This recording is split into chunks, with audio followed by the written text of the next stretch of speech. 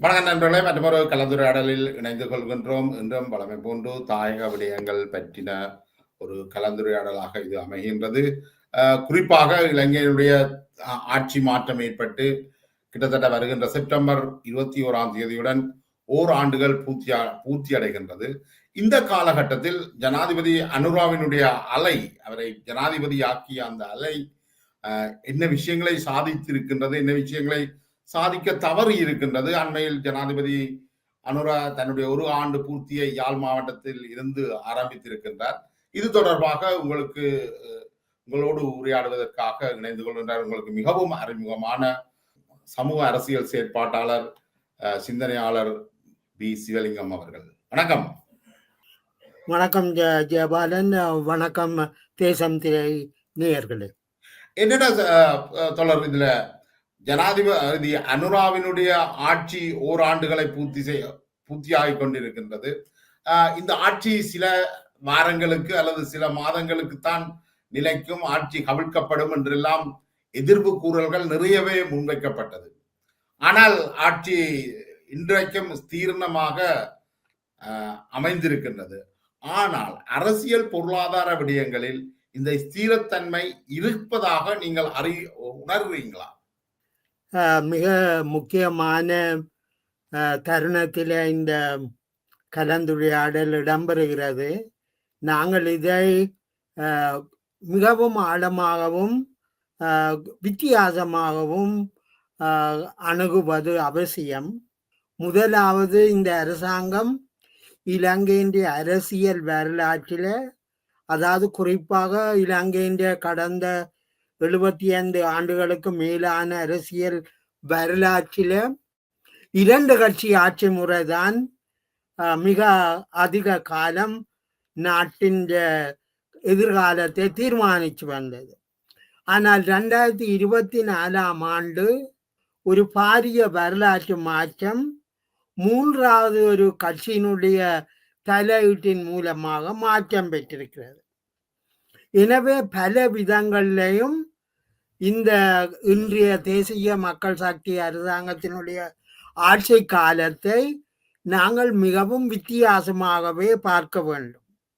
நீங்கள் உங்கள் அறிமுக உரையில சொன்னது போல, இந்த அரசாங்கம் பதவிக்கு வந்த சில மாதங்களுக்குள்ளாகவே இந்த ஆட்சி நீடிக்காது, நாட்டில பணவீக்கம் அதிகரிக்கும், வெளிநாட்டு கடன்கள் கிடைக்காது, மக்கள் பொருளாதார ரீதியாக பாதிக்கப்படுவார்கள், எனவே ஆட்சி கவிழ்ந்துவிடும் என ஆரூடம் கூறியவர்கள் பலர்.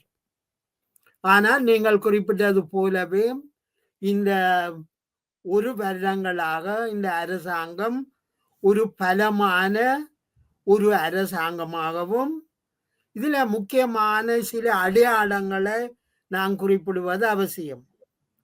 அதாவது இன்று கடந்த 75 ஆண்டு காலமாக நாட்டின் தேசிய நல்லிணக்கத்துக்கு சவாலாக இருந்த இனவாதம் இன்றைக்கு பதுங்கி இருக்கிறது. நான் அது முற்றாக அழிக்கப்பட்டு விட்டதாக சொல்ல மாட்டேன், ஆனால் அது மிகவும் பலவீனப்பட்ட நிலையில இருக்கிறது எங்களால பார்க்கக்கூடியதா இருக்கிறது.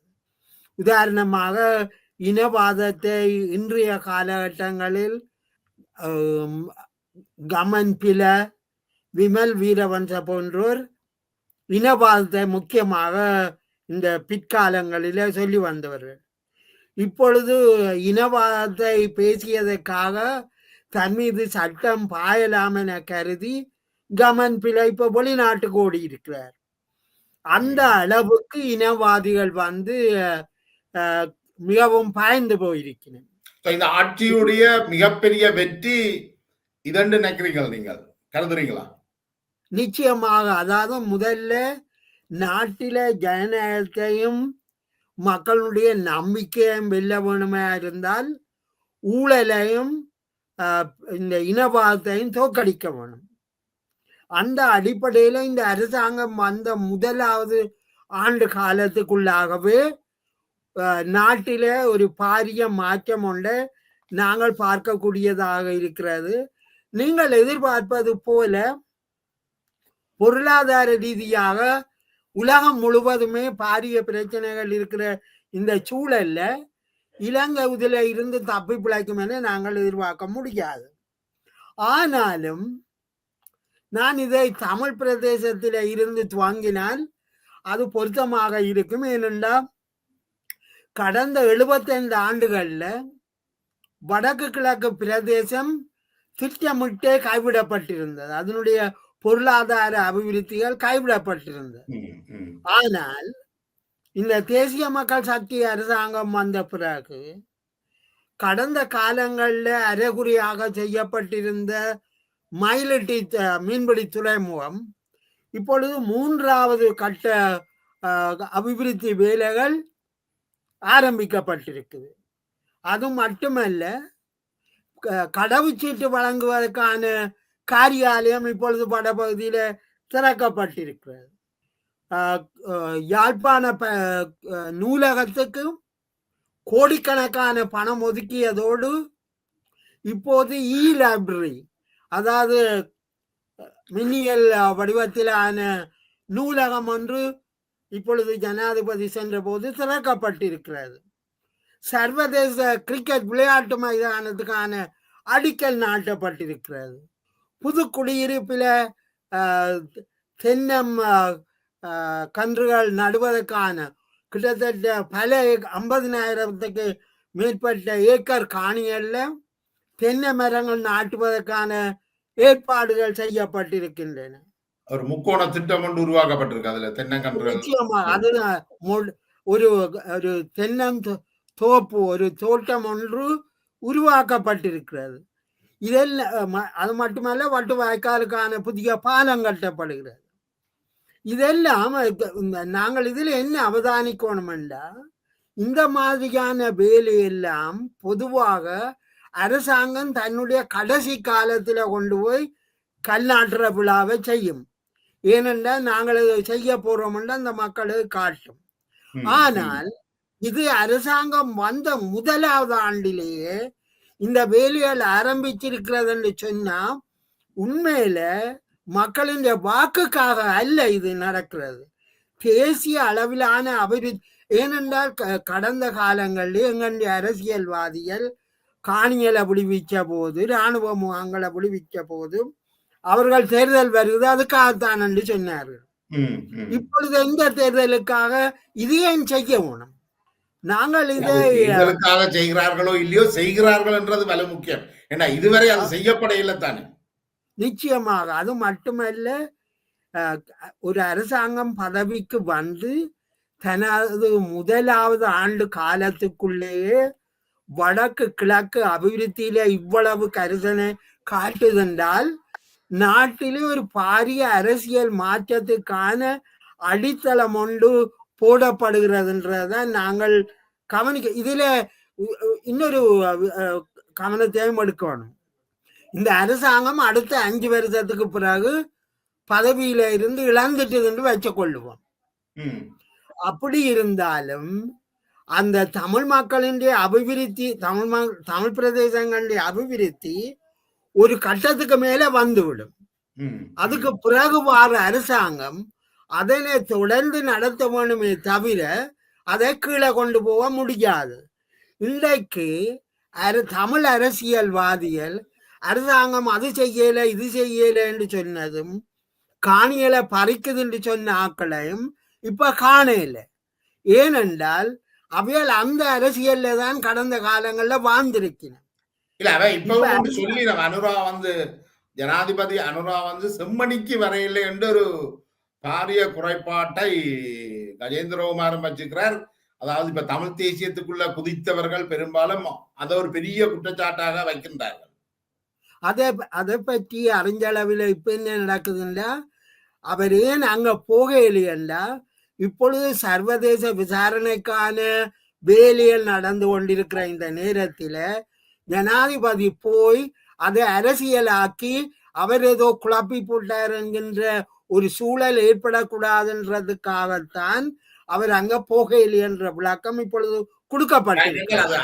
அப்படி குழப்பினால் தானே தமிழ் தேசியத்துக்கு ஒரு ஒரு உந்துதல் இருக்கு. ஆமா ஆமா.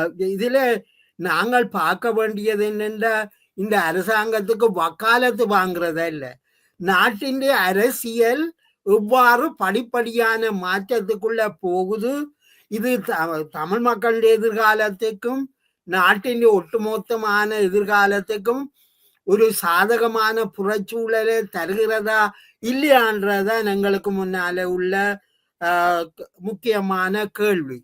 இந்த அரசாங்கம் தனது முதலாவது ஆண்டிலேயே இத்தகைய மாற்றங்களை கொண்டருவார்களாக இருந்தால், நீங்கள் அறிஞ்சபடி இன்றைக்கு போதைப் பொருள் வசதிகள் கடத்தின வேண்டிய சொத்துகள் பறிக்கப்படுது, அவர்களுக்கும் அரசியல்வாதிகளுக்கும் இடையே இருந்த தொடர்புகள் அடையாளம் காணப்படுகிறது.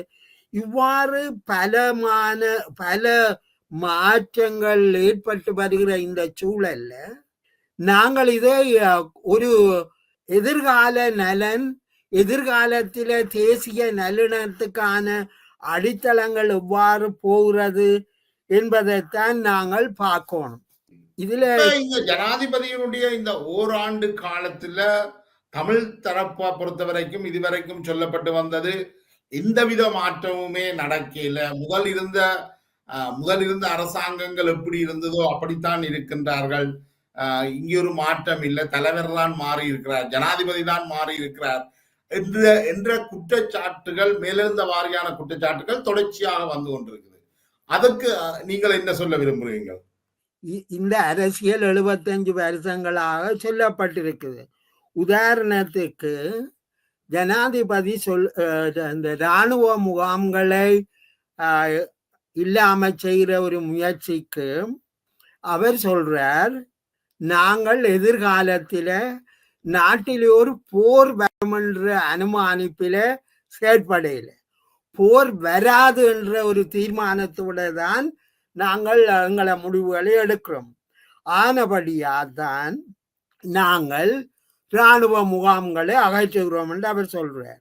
அது மட்டுமல்ல, பொதுமக்களின் காணியை நாங்கள் வச்சிருக்கிறதிலே எந்த விதமான அர்த்தமும் இல்லை, பாதுகாப்பு காரணங்களை நாங்கள் சொல்ல முடியாது. ஏனென்றா போர் இல்லை என்று சொன்னா பாதுகாப்பாக இருக்கிறது என்ற அடிப்படையில தான் நாங்கள் செயற்படுகிறோம். ஆனபடியா நாங்கள் இராணுவ முகாம்களை விடுவிக்கிறோம், பிடிச்சு வச்ச காணிகளை நாங்கள் விடுதலை செய்கிறோம். தமிழ் மக்களுக்கு அரசியல் அடிப்படையில பிரச்சனை இருக்கின்றதை இந்த அரசாங்கம் ஏற்றுக்கொள்ளுது. அந்த நிலைமைக்கு நாங்க மாறி இருக்கிறோம்.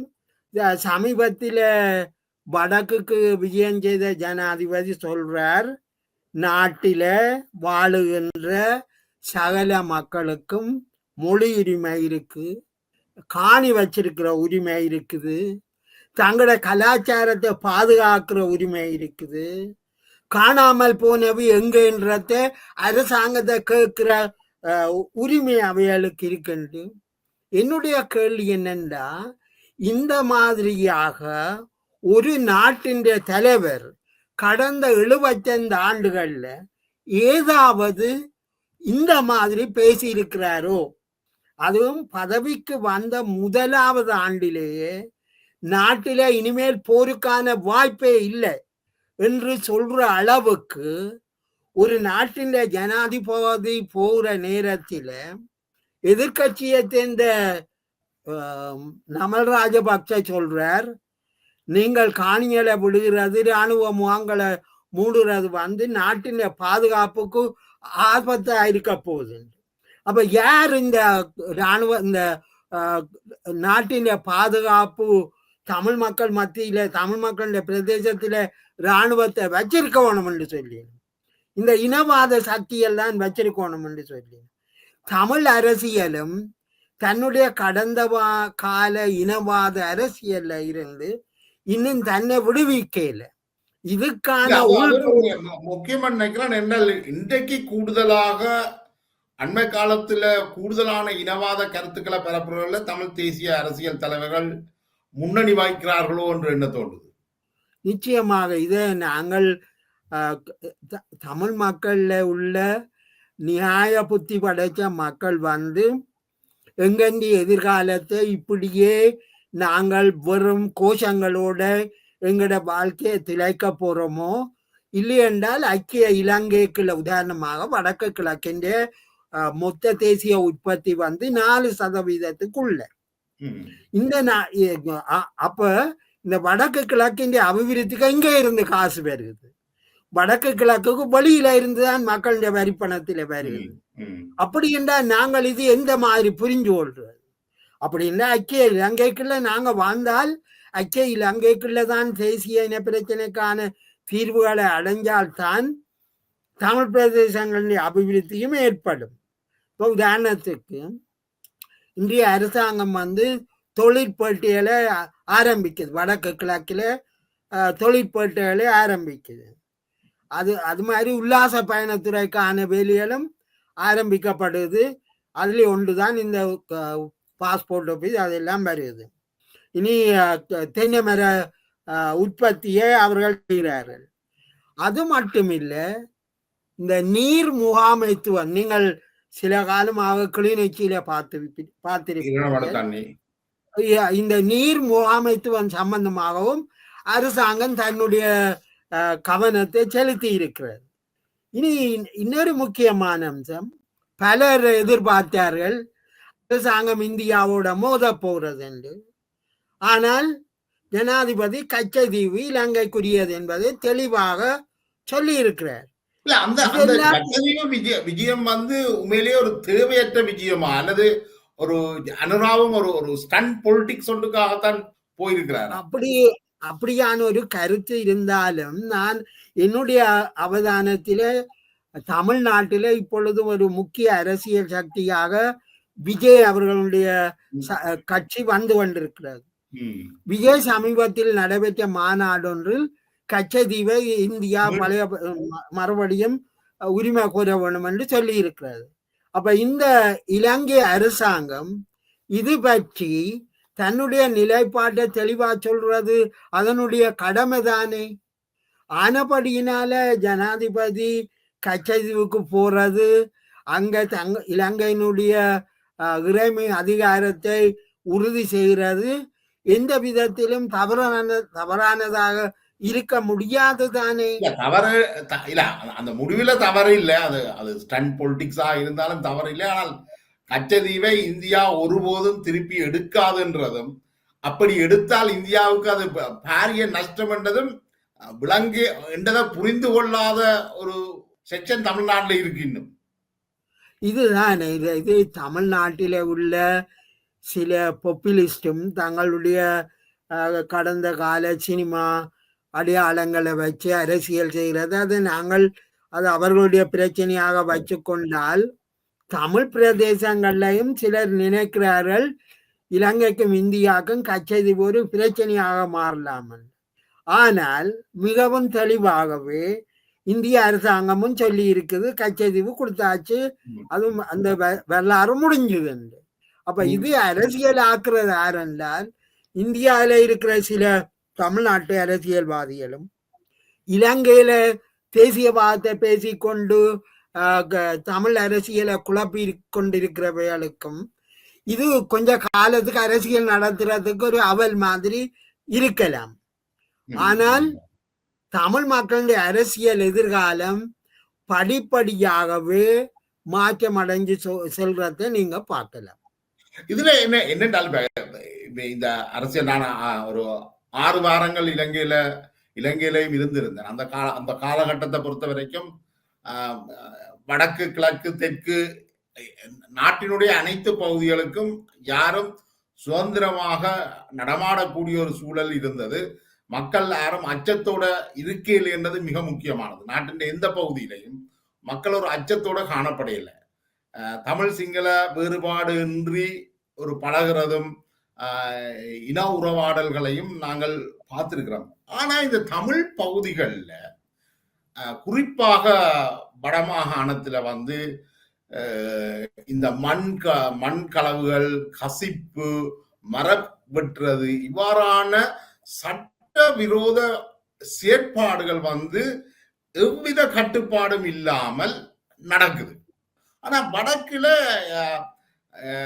இந்த இந்த தமிழ் தலைமைகள் வந்து கிட்டத்தட்ட தாண்டோண்டித்தனமாக செயற்பட அனுமதிக்கப்பட்டிருக்கிறதாகத்தான் தெரியுது. தயவு செய்து இந்த பதிவை போடுற அறிஞ்சித்தாத்தா இருந்தாலும் சரி, இப்ப போட்டாளுக்குன்னு சொல்றோம், தேசம் நெட்டுன்னு சொல்றோம், தயவு செய்து எங்கட உண்மையா எங்கள்ட மக்களோட உணர்வை சீண்டிப்பாக்காங்க. இப்படியான ஒரு விஷயங்களை செய்யாங்க. இது மக்களுக்கான நன்மை கருதி 2011ஆம் ஆண்டு மீள்குடியேற்றத்துக்கு பிறகு வந்து இந்த மக்களுக்கான தேவைக்காக இந்த மில் அமைக்கப்பட்டிருக்குது. அதை வச்சு விடுதலை புலிகள காலத்தில் சித்திரவதை முகாமா என்று சொல்லி ஒரு வதந்தியை கிளப்பி எங்களோட மக்கள் மத்தியில் இருக்கிற ஒரு உணர்வை நீங்கள் பிழையா பயன்படுத்தி நீங்கள் இதற்கான விளைவுகளை சந்தித்து கொள்ள வேண்டாம். தயவு செய்து இனிமேல் இப்படியான பதிவுகளை இங்கே போட வாரதை தவிர்த்து கொள்ளுங்க. அப்படி வந்தால் அதுக்கான நீங்கள் விளைவுகளை சந்திப்பீர்கள் என்றதை தயவாக பிரதேசத்துல இவ்வாறான ஒரு பொய்யான வதந்திகளை பெற பிறகு நாங்கள் ஒருபோதும் விட மாட்டோம். இவ்வாறானவர்கள் வந்தால் நாங்கள் வெளிச்சத்துக்கு கொண்டு வந்து மிக தெளிவாக அவர்களை இனங்காட்டுவோம். இந்த மக்கள் மத்தியில் இவ்வாறானவர்கள்லாம் இவ்வாறான ஒரு ஒரு சொந்த இனத்துக்கே ஒரு துரோகம் செய்கிறவர்களை நாங்கள் எப்பயுமே விட்டு வைக்க போறதில்லை. தொடர்ந்து நாங்கள் அவைகளை அடையாளப்படுத்தி கொண்டிருப்போம். தொடர்ச்சியாக நாங்கள் இந்த புலம்பெயர் தேசத்தில் வாழுகின்ற மக்கள் என்றாலும் சரி, ஈழத்தில் வாழுகின்ற மக்கள் என்றாலும் சரி, நாங்கள் தொடர்ச்சியாக இதை தெளிவுபடுத்துவோம். இனி யாராவது இந்த காணொலியை பார்த்துட்டு இங்கே ஏதாவது பொய்யான தகவலை பரப்புறதுக்கு வந்தீங்கள் என்று சொன்னால் உங்களுக்கும் இதே மாதிரியான சம்பவம் தான் நடக்கும். இந்த அறிஞ்சித்தாத்துக்கும் தேசம் நெட் என்ற அந்த பதிவிட்டிருக்கிற 2 துரோகிகளுக்கும் நான் ஒரு தெளிவான பதிலை சொல்ல விரும்புகிறேன். நாங்கள் போராட்ட காலத்துக்கும் மக்களுக்காக கஷ்டப்பட்ட நாங்கள், மக்களுக்காக உயிரையும் கொடுக்க நினைச்சினாங்கள். ஆனால் இப்போவும் நாங்கள் மக்களுக்காக சேவை செய்வதற்காக எந்த விதமான மோசடியும் இல்லாமல் மக்களுக்காக சேவை செய்கிறதுக்கு உண்மையாக வந்திருக்கிறோம். இப்படிப்பட்ட துரோகிகள் மீண்டும் மீண்டும் இங்கே வந்தால் நாங்கள் எதைக்கும் அஞ்சாமல் உங்களுக்கு தக்க பதிலடியை தருவோம். தயவு செய்து இப்படியானார்கள் இனிமேல் இந்த இடங்களில் எங்களை மக்களை குழப்புற விதமாக செயல்படுவதை தவிர்த்துக் கொள்ளுமாறு உங்களை இறுதியாக எச்சரிக்கையாக சொல்லி வைக்க விரும்புகிறேன். இந்த வீடியோவை இனி இப்படி தேவையில்லாத 2 நபர்கள் தேவையில்லாத பிரச்சனைகளை இதில் வெளியிட்டது போல இனியான இவ்வாறான தவறுகள் நடக்குமா இருந்தால் இனி எங்கெண்ட பிரதேசத்தில் நடைபெற இருக்கும் அபிவிருத்திகளோ இல்லாட்டி வேறு வெளிநாட்டு நிறுவனங்களோ இவ்வாறான எங்கெண்ட பின்தங்கிய பிரதேசங்களுக்கு ஒரு உதவி திட்டங்களை செய்கிறதுக்கு முன்வர மறுப்பார்கள் என்றதையும் இதில் நான் இதில் உங்களுக்கு முற்று முழுதாக தெரிவிக்கிறோம். குடும்பத்தை கொடுத்துட்டு சத்தம் போடாம இருக்குங்க. இனிமேலும் இந்த கிராமத்துல இப்படி ஒரு சம்பவம் நடக்குமா இருந்தால் சில எங்களோட கண்ணால சில நேரம் கண்டு ஆக்கலாம் மாட்டிச்சுன்னா அவைகளை திரும்பி வாரத்துக்கு எது சாத்திய கூறுகிறான்றது நாங்கள் திட்டவட்டமா மக்களா இருந்தேன்னு சொல்லிக்கொண்டிருக்கிறோம். இது நீங்கள் குறிப்பிடுவது மிக முக்கியமான அம்சம். நாங்கள் இதை என்ன மாதிரி பார்க்கலாம் என்றால், கடந்த காலங்களில் தமிழ் அரசியல் ஒரு கட்சி அரசியலாகவே இருந்திருக்குது. அதாவது உதாரணமாக தமிழரசு கட்சியை எடுத்துக்கொண்டால், தமிழரசு கட்சி அந்த தமிழ் மக்களில் கணிசமான தொகையினர் ஒரு கட்சியினுடைய கட்டுப்பாட்டை அல்லது ஒரு கட்சியினுடைய ஆதரவாளர்களாக இருந்திருக்கிறார்கள். இதால தேர்தல் வரும்போது எந்த கட்சி வெற்றி அடையும் என்றதை நாங்கள் உடனடியாகவே சொல்லக்கூடியதாக இருந்தது. நாங்கள் கடந்த காலங்களில் சொல்லி இருக்கிறோம், தமிழக கட்சியின் சார்பில் ஒரு பொல்ல வைச்சாலும் மக்கள் வாக்களிப்பார்கள் என்ற கருத்து நீடித்து நிலவி வந்தது. ഇതിന്റെ காரணம் கட்சிக்கு பலமான ஆதரவு தளம் இருந்தது. அந்த நேரத்தில் நான் ஏற்கனவே சொன்னது மாதிரி யார் எந்த கட்சி வெற்றி அடையும் என்றது நாங்கள் தேர்தலுக்கு முன்னதாகவே சொல்லக்கூடிய இருந்தது. ஆனால் இப்பொழுது யார் வெல்லுவார்கள் என்பதை சொல்ல முடியலை. இதை நாங்கள் எப்படி பார்க்கலாம் என்றால், இப்ப மக்கள் அந்த கட்சி அரசியல்ல இருந்து விலகி மிதக்கும் அதாவது புளோட்டிங் ஓட்டர்ஸா மாறிட்டு அவர்கள் யாருக்கு வாக்களிப்பார்கள் என்பது தெரியாது. இது வடக்கு கிழக்குல மட்டுமே இல்லை, நாடு முழுவதும் இந்த நிலைமை மாறி இருக்கு. அதால தான் ஐக்கிய தேசிய கட்சியையோ ஸ்ரீலங்கா சுதந்திர கட்சியையோ பொதுஜன பெரமுனையோ மக்கள் மிக விரைவாகவே தூக்கி எறிகிறார்கள். இந்த நிலைமையில என்ன நாங்கள் அரசியலை பார்க்கணும் என்றால், மிதக்கும் வாக்காளர்கள் தொகை தமிழ் அரசியல் அதிகரிக்கும் வரும்போது இந்த மாதிரியான பிற்போக்கு அரசியல்வாதிகள் மிக விரைவாகவே தூக்கி எறியப்படுவார்கள். கடந்த காலங்கள்ல ஊழல், போலீசாருக்கும் அவர்களுக்குமான மறைமுகமான தொடர்பு, உள்ளூராக ஏஜென்ட்களை வச்சு வாக்குகளை பறிக்கிறது, இந்த அரசியல் இனிமேல் சாத்தியப்படாது. மொத்தமாக பார்த்தா நாட்டின் அரசியல் வரைபடம் படிப்படியாக மாறி எந்த கட்சி ஆட்சிக்கு வருமென்றது தீர்மானிக்க முடியாத நிலைமையில இருக்கும்போதுதான் தமிழ் அரசியல் இப்பொழுது படிப்படியாகவே தேசிய மக்கள் சக்தியை நோக்கி செல்வதற்கான காரணம் இந்த மிதக்கும் வாக்காளர்கள் நாளைக்கு தேசிய மக்கள் சக்தி ஏமாற்றினால் இன்னொரு கட்சிக்கு வாக்களிக்க கூடியதான ஒரு அரசியல் சூழல் வந்திருக்கிறது. எனவே நாங்கள் இந்த அரசியலை புரிஞ்சு கொண்டு தமிழ் அரசியலை ஒரு வித்தியாசமான பக்கத்துக்கு எடுத்து செல்வது மிக அவசியமானது. நீங்கள் சுமந்திரன் அவர்களை பேட்டி கண்ட பொழுது அவரிடம் ஒரு கேள்வியை கேட்டிருந்தீர்கள். அதாவது கிளிநொச்சியில் மண் கடத்தல், கசைப்பு, சார தவறின் தொகையின் அதிகரிப்பு, இவ்வாறானவை எல்லாம் ஒரு அரசியல் கட்சியை சார்ந்தவர்கள் தானே இருக்கிறார்கள். அதுவும் தமிழரசு கட்சியின் முக்கியஸ்தர்கள் பலதில் ஈடுபட்டிருப்பதாக நீங்கள் கேட்ட பொழுது அவர் அதை மறுக்க முடியாமல் அவர் சொல்றார், சில பேருக்கு எதிராக நாங்கள் நடவடிக்கை எடுக்கிறோம் என்று அவர் சொல்றார். இது மிக தெளிவாகவே மக்கள் புரிகிறார்கள். இந்த அரசியலுக்கு பின்னால் இருக்கிற சதிகள், ஊழல்கள் இவை எல்லாம் மிக விரைவில் மக்கள் அவர்களை, உங்களுக்கு தெரியும், சில அரசியல்வாதிகள் சிங்கள பகுதியில சிறைக்கு போறார்கள். தமிழ் அரசியல்வாதிகளிலும் பலர் மிக விரைவில் அவர்கள் சிறைக்கு செல்வதற்கான வாய்ப்புகள் அதிகம் உண்டு. இப்ப என்னன்னா தமிழ் கட்சிகள் மத்தியில இந்த ரவுடி கும்பல்கள் உருவாக்கப்படுறதும் நடந்திருக்குது. அது யாழ் மாவட்டத்திலையும் வன்னி மாவட்டங்களையும் இது பொதுவாக இருக்குது. இந்த ரவுடி கும்பல்கள் நாங்கள் என்ன பேர் மாவை சேனாதிராஜாவுடைய மரண சடங்குகளை கூட பார்த்தோம். அதுக்கு பிறகு நாங்கள் இந்த மாவீரர் இல்லங்களை கைப்பற்றுறதுக்கான முயற்சி, ஒரு அரசியல் தலைவருடைய முயற்சி ஒன்றை பார்த்தோம். அதுலேயும் ரவுடித்தனங்கள் காட்டப்பட்டிருந்தது. அதே போல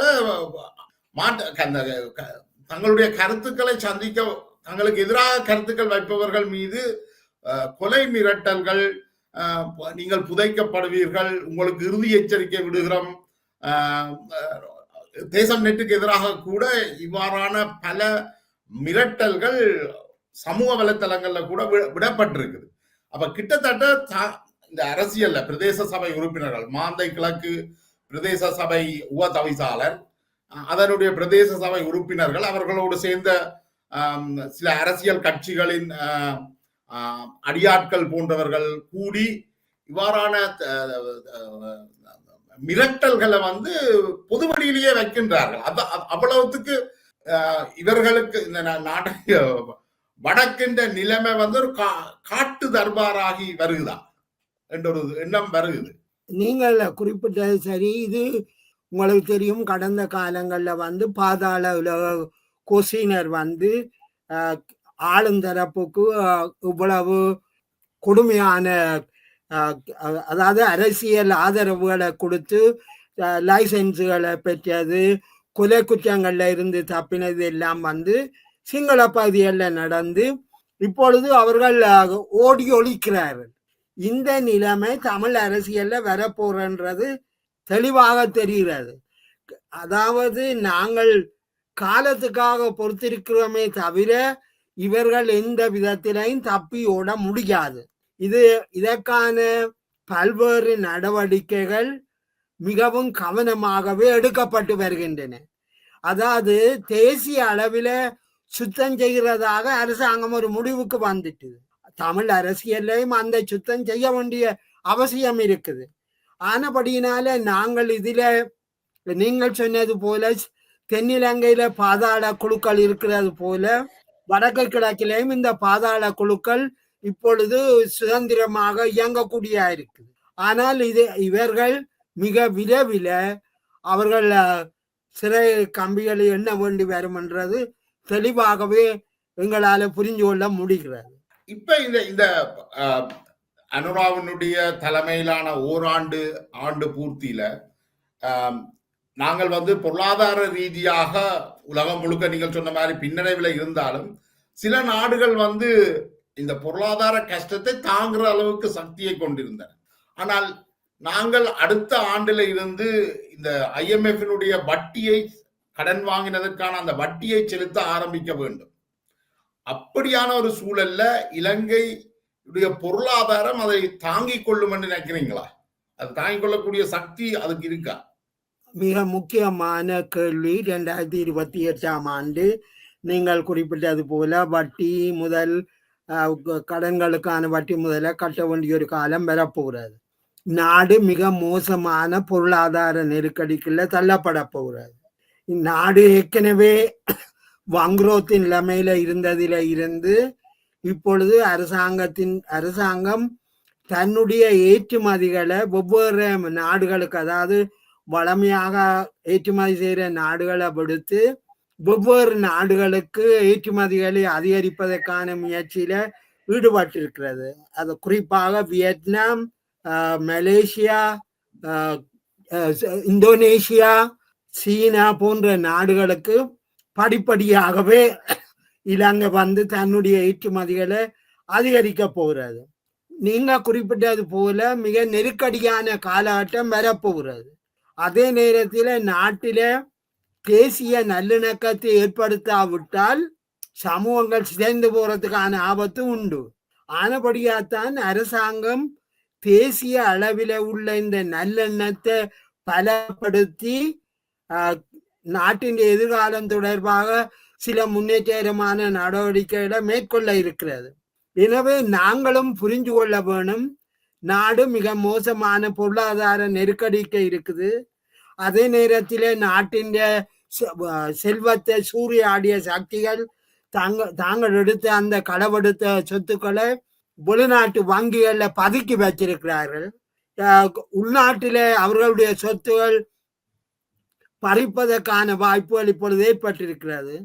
எனவே ஒரு ஆண்டுக்குள் இந்த அரசாங்கம் ஒரு புறத்தில பல்வேறு நெருக்கடிக்குள்ள தள்ளப்பட்டிருந்த போதிலும் பாரிய முன்னேற்றகரமான நடவடிக்கைகளை எடுத்து வருகிறது.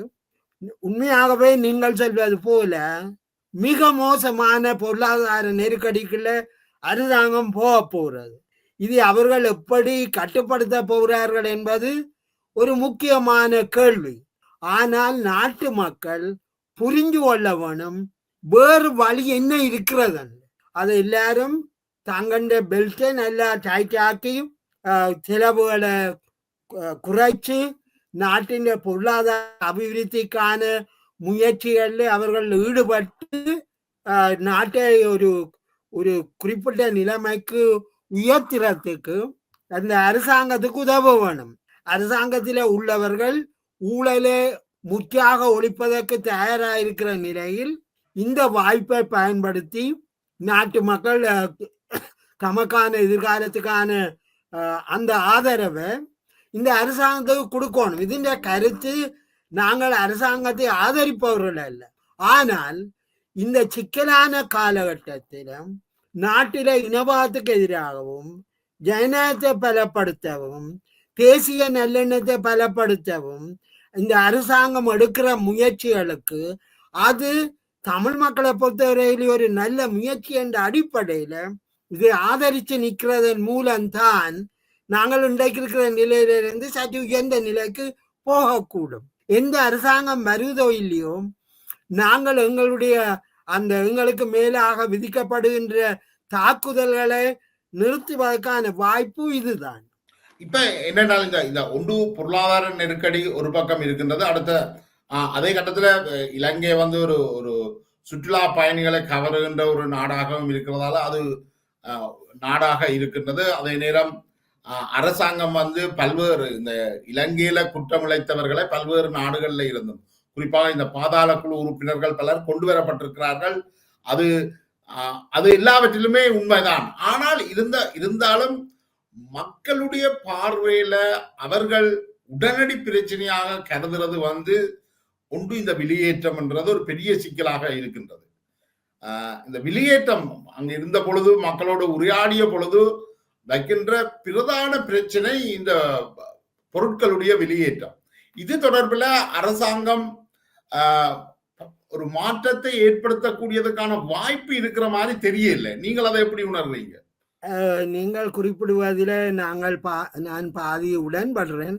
இரண்டு அரசாங்கம் இன்னும் தேசிய அளவிலான உற்பத்தி திட்டங்களை அதை அறிவிக்கல. உதாரணத்துக்கு வெவ்வேறு இடங்கள்ல கைத்தொழில் பேட்டிகளை கொண்டு வர போறதாகவும் கடந்த காலங்களில் இறக்குமதி செய்யப்பட்ட பொருட்களுக்கான மாற்று பொருட்களை உற்பத்தி செய்வதற்காக சில நடவடிக்கைகளை மேற்கொண்டிருப்பதையும் நாங்கள் அவதானிக்கக்கூடிய இருக்கிறது. ஆனால் இது போதாது.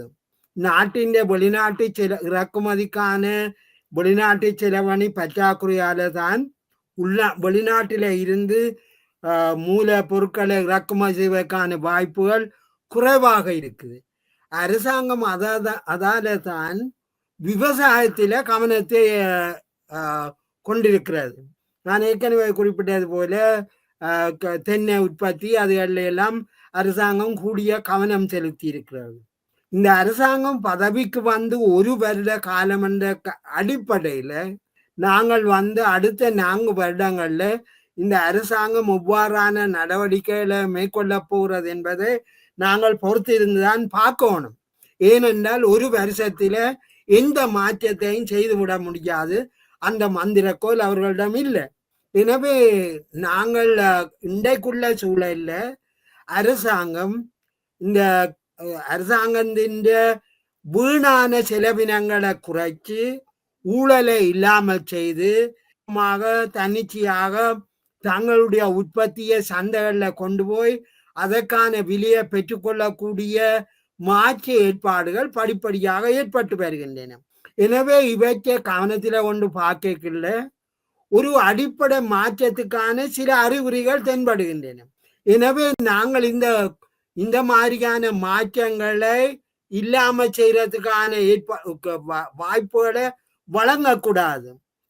அப்படின்னா எங்களுக்கு முன்னால உள்ள கேள்வி, இந்த அரசாங்கம் செய்யறதுல நீங்கள் திருப்திப்பட இல்லை என்றால் எந்த அரசாங்கத்தை பதவிக்கு கொண்டு வர விரும்புகிறீர்கள் என்ற ஒரு கேள்வி ஒன்று இருக்குது.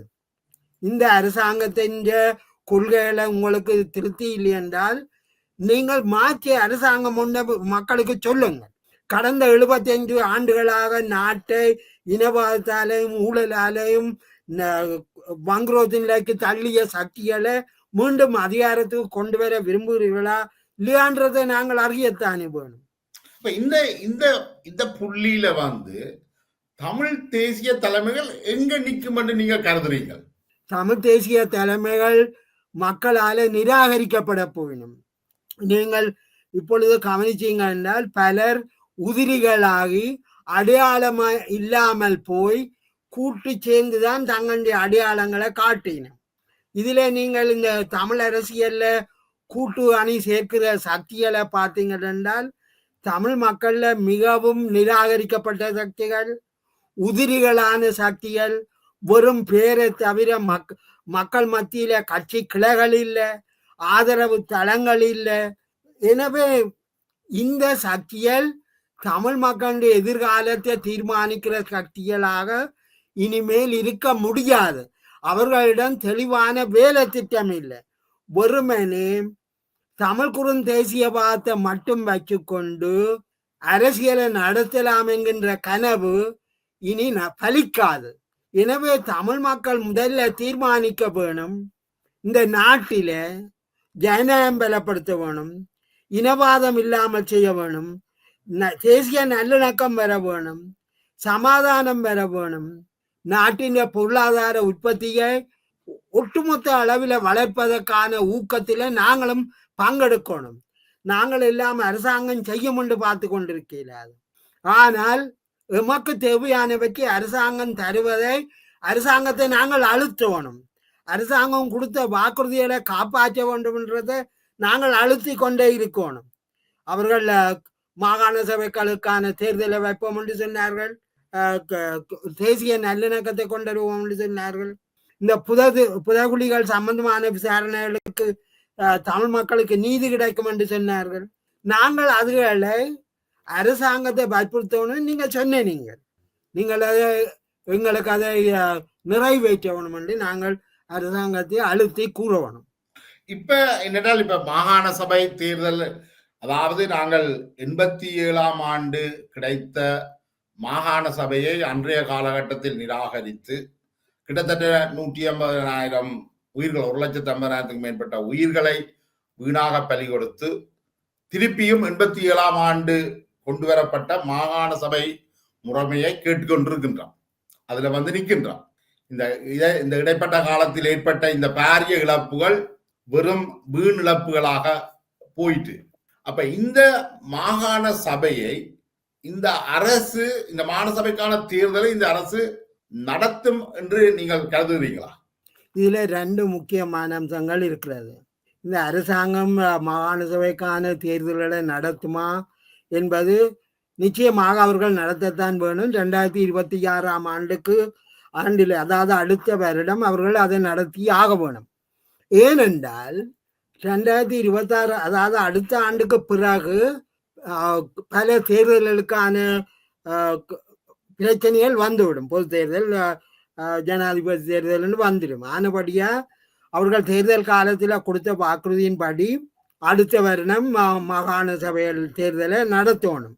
அடுத்தது இன்னொன்று அதுக்கு பிறகு பின்னடித்தால் இலங்கையுடைய பொருளாதாரமும் சற்று பலகீனமாற போறதுக்கான வாய்ப்புகளும் இருக்கு. அப்ப அடுத்த ஆண்டு மாகாண சபை தேர்தலை நடத்துறதுதான் அரசுக்கு சாதகமானதாக இருக்கும். நிச்சயமாக அவர்கள் இப்பொழுதிருந்தே அவர்கள் சொல்லுகிறார்கள், மாகாண சபை தேர்தல்களை நடத்துவதாக நாங்கள் வாக்குறுதி அளித்த நாங்கள் என்ன நடந்தாலும் நாங்கள் அதை நடத்துவோம் என்றதை குறிப்பிட்டார்கள். நீங்கள் 13வது திருத்தம் தொடர்பாக குறிப்பிட்டீர்கள். இதிலே என்னுடைய முக்கியமான பிரச்சனை என்னென்றா, 13வது திருத்தம் கிட்டத்தட்ட 35 ஆண்டுகள் ஆகிவிட்டது. இந்த இடைப்பட்ட காலத்தில 13வது திருத்தத்தை விட அதிகளவான மாற்றங்களை இந்த இலங்கையினுடைய பிரதான கட்சிகள் ஏற்றுக்கொண்டிருக்கின்றன. சந்திரிகா பண்டாரநாயக்க அவர்களால் கொண்டு வரப்பட்ட தீர்வு பொதி, மஹிந்த ராஜபக்ச அவர்களுடைய ஆட்சி காலத்தில அவர் 13+ என்று சொன்னதுகள் 2015ஆம் ஆண்டிலிருந்து 19ஆம் ஆண்டு வரையான காலப்பகுதியில வரையப்பட்ட அரசியல் வரவு, இவை எல்லாம் 13வது திருத்தத்தில வழங்கப்பட்ட உரிமைகளை விட அதிகமானவை. இந்த நேரத்தில் 13வது திருத்தம் முஸ்லிம் மக்களின் உரிமைகளையோ மலையக மக்களுடைய உரிமைகளையோ கணக்கெடுக்கவில்லை என்ற குற்றச்சாட்டு இப்பொழுதும் இருக்கிறது. எனவே நாங்கள் இப்பொழுது கேட்க வேண்டியது என்னென்றா, 13வது திருத்தத்துக்கு பின்னர் ஏற்றுக்கொள்ளப்பட்ட பேச்சுவார்த்தைகள் என்ற பெறுபேறுகளையும் உள்ளடக்கி புதிய திருத்தம் ஒன்றை 13வது திருத்தத்துக்கு பதிலாக அரசாங்கம் கொண்டு வரணும். அதாவது 13வது திருத்தம் போதாதுன்றது முஸ்லிம் மக்கள் சொல்லினம், மலைய மக்கள் சொல்லினம், வடக்கு கிழக்கு மக்கள் சொல்லினம். அப்படி என்றா நாங்களே தொடர்ந்தும் 13வது திருத்தத்தை சொல்லிக் கொண்டிருக்கணும். நாங்கள் இந்தியாவுக்கும் சொல்லணும், இலங்கை அரசாங்கத்துக்கும் சொல்லணும். அதுக்கு பிறகு நீங்கள் மாற்றத்துக்கு போட்டியல். நாங்கள் இந்த சந்திரிகா, மஹிந்த ராஜபக்ச, மைத்திரிபால போன்றவர்கள் ஏற்றுக்கொண்ட தீர்வுகளை கைவிட்டுட்டு போவோமே இருந்தால் சிங்கள அரசியல்வாதிகள் தப்பிவிடும். அவர்கள் கடந்த காலங்களில் பதவிக்கு வந்த போது ஏற்றுக்கொண்டவற்றை நாங்களே கைவிட்ட மாதிரி வந்துவிடும். ஆனபடியா நாங்கள் இப்ப வற்புறுத்த வேண்டியது 13வது திருத்தம் அல்ல, 13வது திருத்தத்தில இந்த இன்றைக்குள்ள சூழலை கவனத்தில் எடுத்து புதிய திருத்தம் ஒன்றை நாங்கள் வரிய சொல்லி கேட்கணும். இந்தியா அதுக்கு உடந்தையா இருக்கணும் என்று நாங்க கேட்கணும். இப்ப நீங்க சொல்ற இந்த விஷயம் இந்த 13 இந்த மாகாண சபை தேர்தல் நடத்த பிறகு வைக்க வேணுமா அல்லது அந்த மாநசபை தேர்தலுக்கு முன்பாகவே இதை பற்றி நாங்கள் கதைக்கணுமா? இது மாகாண சபை தேர்தல் வந்து அவர்கள் நிச்சயம் வைக்க வேணும். ஏனென்றா அவர்கள் ஏற்றுக்கொண்டது மற்ற அரசியல் அமைப்பு ரீதியாகவும் மிக நீண்ட காலத்துக்கு தேர்தல்களை ஒத்தி போட முடியாது. உண்மையாகவே இந்த அரசாங்கம் ஜனநாயகத்தை நேசிக்கிற ஒரு அரசாங்கமாக இருந்தால் தன்னுடைய தேர்தல் வாய்ப்புகளுக்கு பதிலாக தேர்தலை உரிய காலத்தில் வைக்கணும். அந்த அடிப்படையில் அவர்கள் தேர்தலை நடத்தணும். ஆனால் தமிழ் அரசியல் தேசிய அளவில் ஒரு ஐக்கியத்தை ஏற்படுத்துகிறதா இருந்தால் அதை புதிய வழியிலே அது பார்க்கணும். நாங்கள் 13வது திருத்தத்தை இலங்கை தரவேணும் என்று சொல்றது பிச்சு எடுக்கிற மாதிரி இருக்கும். இது 13வது திருத்தம் நாட்டின் ஜனநாயக கட்டுமானத்தை மாற்றுறதுக்காக தான் கொண்டு வரப்படும். அதாவது உண்மையாக தேசிய இனப்பிரச்சனைக்கான தீர்வு என்றால் அது வடக்கு கிழக்குக்கு மட்டும்தான் வந்திருக்கும். அப்படி வரையில இது நாடு முழுவதுக்குமான மாற்றமா வந்திருக்கு. அப்ப இது என்னத்தை சொல்லுகிறது? 13வது திருத்தம் என்றது தேசிய அளவிலான ஒரு ஜனநாயக மாற்றத்துக்கான ஒரு ஆரம்பமாகத்தான் அது கருதப்பட்டது. இப்ப விஷயம் வந்து கிட்டத்தட்ட இந்த புதிய அரசியல் அமைப்பு வர்றதை பற்றி சொல்றீங்க. 13வது திருத்தத்துக்கு மேல நாங்கள் போகணும்னு சொல்றீங்களா? அப்படியா? நிச்சயமாக நாங்கள் 13வது அதாவது 13வது திருத்தத்தை பற்றி அல்ல, 13வது திருத்தத்துல உள்ளடக்கம் என்ன சொல்லுதுன்னா அதிகார பரவலாக்கம், அதிகார பகிர்வு, சமஷ்டி அடிப்படையிலான தீர்வு. நாங்கள் இது அது தேசிய மக்கள் சக்தி அரசாங்கம் 13வது திருத்தத்தை வச்சிருக்குதோ இல்லையோ அது எங்கட பிரச்சனை இல்லை. ஆனால் அதுண்ட உள்ளடக்கம் மாறக்கூடாது. இதுதான் எங்களுடைய முக்கியமான கேள்வியா இருக்கு. அரசாங்கம் கருதுது இன்றைக்குள்ள நிலைமையில இப்ப பிரதேச சபைகளும் இருக்கின்ற சூழ்நிலையில இந்த மாகாண சபைகள் என்றது வந்து ஒரு என்ன சொல்றது நிதி செலவீனமான ஒரு அமைப்பு என்றுதான் அரசாங்கம் கருதுது. அப்படி என்றால் இந்த 9 மாகாண சபைகளும் மட்டும் இல்லாமல் வடக்குக்கு கிழக்கானதோ அல்லது இலங்கையை 3ஆ பிரித்து 3 மாகாண சபைகளாகவோ ஆக்குறதுக்கான முயற்சிகள் வரும் என்று நீங்க நினைக்கிறீங்களா?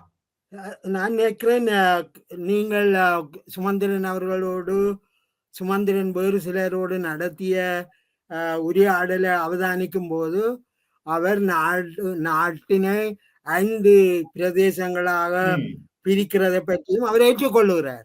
முக்கியமானது என்னென்றா நாட்டை நீங்கள் 5ஆவோ 10ஆவோ பிரித்து கொண்டாலும் தேசிய இன பிரச்சனையில நீங்கள் அடிப்படை ஜனநாயக கோட்பாடுகளை மதிச்சே ஆக வேணும். ஏனென்றால் மக்கள் அதுக்காக அதிக விலை கொடுத்திருக்கணும். லட்சக்கணக்கான மக்கள் உயிர் தியாகம் செய்த பிறகு 13வது திருத்தத்தை நாங்கள் விட்டுட்டு வேறு ஒன்று பார்க்க போறோம் என்று அரசாங்கம் சொல்ல இயலாது. தமிழ் மக்களும் அதை கைவிட்டுட்டு போக இயலாது. தமிழ் மக்கள் என்ன சொல்லணும்னா அதிகார பரவலாக்கல் அடிப்படையில நாட்டின் தேசிய இன பிரச்சனை தீர்க்கப்பட வேணும். நீங்கள் குறிப்பிடுவது போல மாகாண சபைகள் ஒரு பொலிட்டிக்கல் என்டிட்டியாக அரசியல் அலகாக அது இருக்கணும். அதே நேரத்தில் அபிவிருத்திக்கான அலகாக எக்கனாமிக் என்டிட்டி, எக்கனாமிக் யூனிட், இதுதான் அதிகார பரவலாக்கத்தின் அடிப்படை. நீங்கள் சீனாவை எடுத்து பார்த்தா சீனா அண்டைக்கு முன்னேறி இருப்பதற்கு காரணம் அங்க அரசியல் உரிமையும் அபிவிருத்தி உரிமையும் பிராந்தியங்களுக்கு வழங்கப்பட்டிருக்கு. அங்கே சமஷ்டி அடிப்படையிலான அதிகார பகிர்வு வழங்கப்பட்டிருக்குது. எனவே நாங்கள் இது சிங்கள அதாவது அரசாங்கம் அல்லது பெரும்பான்மை மக்கள் பிச்சை போடுற மாதிரி இருக்கலாது. இந்த நாட்டில வாழுகிற சகல இனங்களும் சம உரிமையோட வாழ்வதற்கான ஒரு நியாயமான தீர்வாகத்தான் நாங்க கேட்கிறோமே தவிர நீங்கள் பிச்சை போட்டு நாங்கள் வாழ்ற மாதிரி இருக்கல. இப்ப இந்த அரசியல் அமைப்பையும் இந்த மாநசபை தேர்தல் நடத்தி இந்த புதிய அரசியல் அமைப்பையும் கொண்டு வந்து இந்த அரசாங்கம் அடுத்த 4 ஆண்டுகளுக்கு நிலைக்கும் என்ற நம்பிக்கை உங்கள்கிட்ட இருக்கா? இந்த அரசாங்கம் அந்த நம்பிக்கையை வர பண்றதுக்கு இன்னும் பல நடவடிக்கைகளை மேற்கொள்ள வேணும். ஒரு வருஷ காலத்தில் ஆனால் இந்த அரசாங்கத்தால தான் மாற்றத்தை ஏற்படுத்த முடியும் என்கின்ற நம்பிக்கை இருக்கிறது. இந்த நம்பிக்கையை இவர்கள் ஏமாற்றக்கூடாது. ஏனென்னா சிங்கள பௌத்த பேரினவாத சக்திகள் இந்த அரசாங்கத்தை தோற்கடிக்க அல்லது உடைக்க பல்வேறு சதி செய்கிறதை நாங்கள் பார்க்கக்கூடிய இருக்கு. இந்த சதிகளில் இருந்து அரசாங்கத்தை காப்பாற்றுவதும் சாமானிய மக்களினுடைய கடமை. ஏனென்றா இலங்கையின் அரசியல் வரலாற்றில் அரசியல் வம்சத்தை சேர்ந்தவர்கள் ஆட்சிக்கு வராத சாமானிய ஒரு குடிமகன் ஜனாதிபதியாக வரக்கூடிய ஒரு வாய்ப்பு கிடைச்சிருக்குது. நாங்கள் இந்த வாய்ப்பை 5 வருஷத்தோட சுருக்க இயலாது. அதே சாமானிய மக்களின் ஆட்சியின் ஒரு உயரிய கட்டமாக நாங்கள் இதை மாற்றணும். சாமானிய மக்களால் தான் ஜனநாயகத்தை பாதுகாக்க முடியும், எங்களுடைய சுதந்திரத்தை பாதுகாக்க முடியும். ஆனபடியா இந்த அரசாங்கம் நிலைச்சிருக்கணும். இந்த அரசாங்கம் மக்களுக்கு கொடுத்த வாக்குறுதிகளை நிறைவேற்றணும். ஜனநாயகத்தையும் தேசிய நல்லிணக்கத்தையும் இனவாதத்துக்கு எதிரான போராட்டங்களையும் மிக ஆழமாக எடுத்து செல்ல வேணும். அதன் மூலம்தான் நான் நினைக்கிறேன் மக்களுடைய நம்பிக்கை அவர்கள் வெல்ல முடியும் என்று நான் நினைக்கிறேன். இந்த புள்ளியோடு இந்த நீண்ட உரையாடலை நாங்கள் நிறைவு கொண்டு வரலாம் நினைக்கிறேன். மீண்டும் நாங்கள் பல்வேறு சமூக அரசியல் சார்ந்த கருத்துக்களோடு மீண்டும் இணைந்து கொள்ளும் வரை உங்களுடன் இருந்து விடைபெற்றுக் கொள்கின்றோம்.